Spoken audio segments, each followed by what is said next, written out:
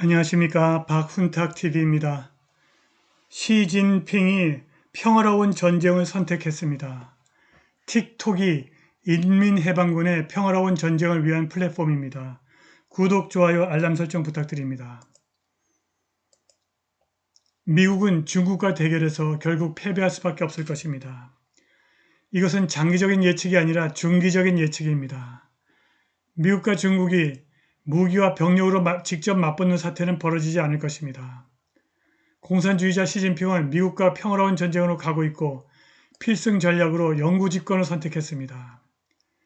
미국은 중국과 평화로운 전쟁에서 절대적으로 불리합니다. 단기적으로 대만에서 미국과 중국의 직접적인 대결은 없을 것입니다. 11월 14일 화요일 타이페이에서 웰링턴 쿠 대만 국가안전보장회의 사무총장은 기자회견에서 중국의 대만 침공에 관해 가까운 미래나 적어도 1, 2년 안에는 그런 일이 일어날 것이라고 생각하지 않는다고 말했습니다.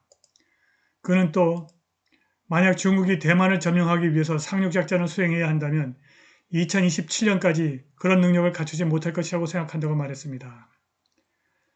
NSC 사무총장은 중국이 침공할 수 있다고 믿는 구체적인 연도를 밝히기를 거부했고 대만은 중국이 임박한 침공 준비를 하고 있다는 정보를 갖고 있지 않다고만 말했습니다. 이는 중국군이 당분간 대만을 침공할 준비가 되어 있지 않을 것이라는 마크 밀리 당시 미국 합참의장의 성명과 일치합니다. 현 합참의장 찰스 브라운 주니어도 대만을 군사적으로 점령하려는 중국의 계획을 의심했습니다. 중국이 민주적이고 자치적인 대만을 군사적으로 장악하려 한다면 다양한 도전이 기다리고 있습니다. 이 섬은 100마일이 넘는 바다로 중국과 분리되어 있고 험준한 해안선 때문에 섬의 특정 부분에만 상륙이 가능합니다. 중국은 선박수 기준으로 세계 최대의 해군을 보유하고 있지만 중국의 전력은 아직 검증되지 않았습니다. 구 총장은 대만이 대함미사일, 드론, 미국이 공급한 하이마스 로켓 시스템, 자블린 대전차 시스템을 포함한 방대한 휴대용 및 이동식 무기 플랫폼을 사용하여 중국 해군을 저지할 준비가 되어 있다고 말했습니다. 그런데 시진핑의 전략은 물리적 전쟁이 아닙니다. 상하이에 거주하는 학자 천둥 샤오는 중국과 미국이 야심찬 실용주의에 참여해야 한다고 제안했는데 이는 샌프란시스코에서 시진핑이 강조한 핵심 내용과 정확하게 일치합니다. 100년 만에 볼 수 없었던 글로벌 변혁 시대에 중국과 미국은 두 가지 선택이 있다. 하나는 단결과 협력을 강화하고 손을 잡고 글로벌 도전에 대처하고 글로벌 안보와 번영을 촉진하는 것이다. 다른 하나는 제로섬 사고방식에 집착하여 경쟁과 대결을 불러일으키고 세상을 혼란과 분열로 몰아가는 것이다. 두 가지 선택은 인류와 지구의 미래를 결정하게 될 두 가지 다른 방향을 가리킨다. 시진핑이 여기에다가 맥락을 추가했습니다. 그는 중국은 식민지 약탈에 가담하지 않으며 이념적 대결에 관심이 없고 이데올로기를 수출하지 않으며 미국을 능가하거나 대체할 계획도 없다면서 미국은 중국을 억압하거나 봉쇄하려고 해서는 안 된다고 주장했습니다. 정말 그럴까요? 분명히 중국 인민해방군은 미국을 능가하거나 대체할 수 있는 강력한 소프트웨어를 갖고 있습니다. 미국은 이것을 파괴할 수 없습니다. 그것은 다름 아닌 틱톡입니다. 2011년 5월 2일 미국은 파키스탄에 있는 오사마 빈 라덴의 은둔처를 급습하여 미국에 보낸 날짜가 기재되지 않은 편지를 회수했습니다. 그것은 미 제국주의에 맞서 끝없는 전쟁을 촉구하는 선전서한이고 영국의 가디언을 포함한 여러 뉴스 사이트에 배포되었습니다. 중국 독재자 시진핑이 샌프란시스코에서 조 바이든을 만난 바로 그날 이 편지가 중국 인민해방군이 관리하는 앱 틱톡에 퍼지기 시작했습니다. 수천 명의 미국 어린이들이 빈 라덴의 반미 논평을 유포하고 공유하기 시작했습니다. 원한다면 전쟁을 계속하십시오. 정의는 가장 강한 군대이고 안전은 가장 좋은 삶의 방식입니다. 그러나 당신이 유대인들이 우리 땅을 점령하고 팔레스타인에서 우리 형제들을 죽이는데 승리를 거두게 한 날 정의는 당신의 손아귀에서 빠져나갔습니다. 안보를 향한 길은 우리에 대한 억압을 해제하는 것입니다. 라고 빈 라덴이 썼습니다. 한 틱토커는 다른 사람들에게 가서 읽어보세요라고 격려하면서 이것은 나에게 매우 환멸을 안겨주었고 기독교를 해체할 때 느꼈던 것과 똑같은 느낌을 받았습니다라고 말했습니다. 지난 20분 동안 내가 살아온 전체 삶에 대한 나의 관점이 완전히 바뀌었습니다. 그 편지를 전부 읽어보세요 라고 또 다른 사람이 말했습니다.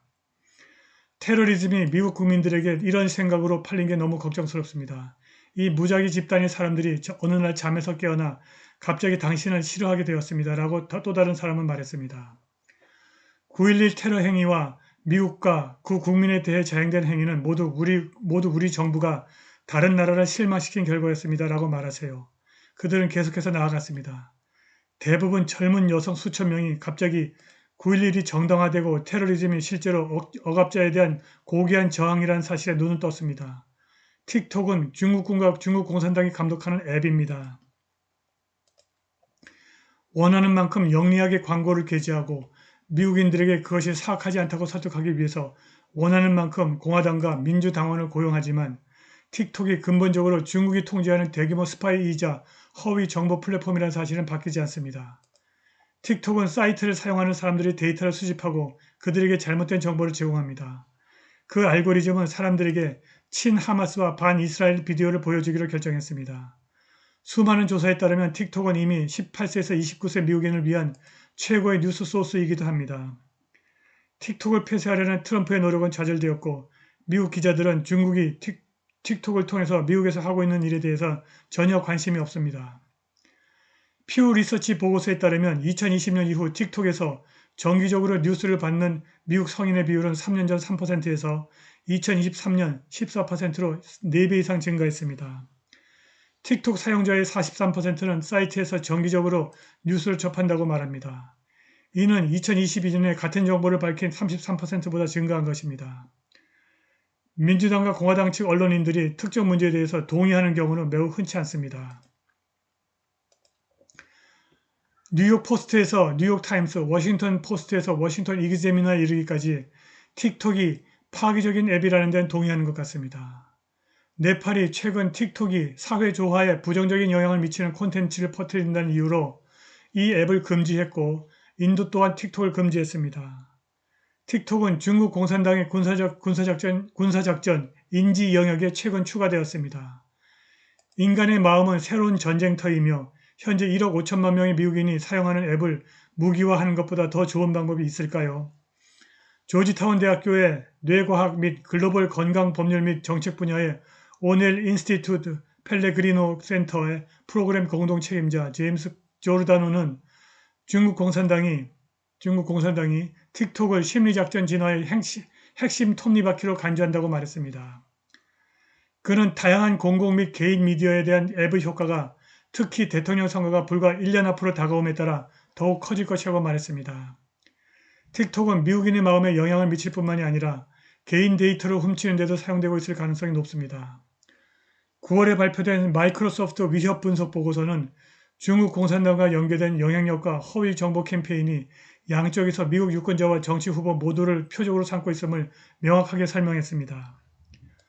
보고서에 따르면 베이징과 연계된 비밀 영향력 작전은 이제 이전에 관찰된 것보다 훨씬 더 많이 소셜미디어에서 대상 청중과 성공적으로 소통하기 시작했습니다. 조르다노와 마찬가지로 최는 중국 심리전 개념의 핵심은 사고 과정과 인지체계에 영향을 주어 청중을 조종하는 것이다. 그렇게 함으로써 베이징은 총을 쏘지 않고도 미래의 갈등에서 승리할 수 있기를 바란다.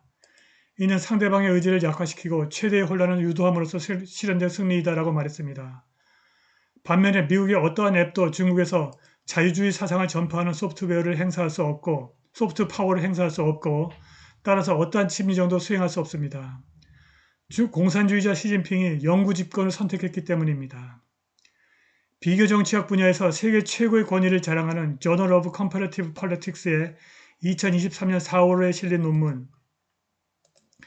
The Nature of Ideology in Urban China에 따르면 중국 공산주의에서 정부가 고등교육을 받고 정치정보에 밝은 개인들도 얼마든지 분할 통치할 수 있습니다. 바로 이것이 시진핑이 죽을 때까지 공산체제 권력을 유지하고자 하는 이유입니다.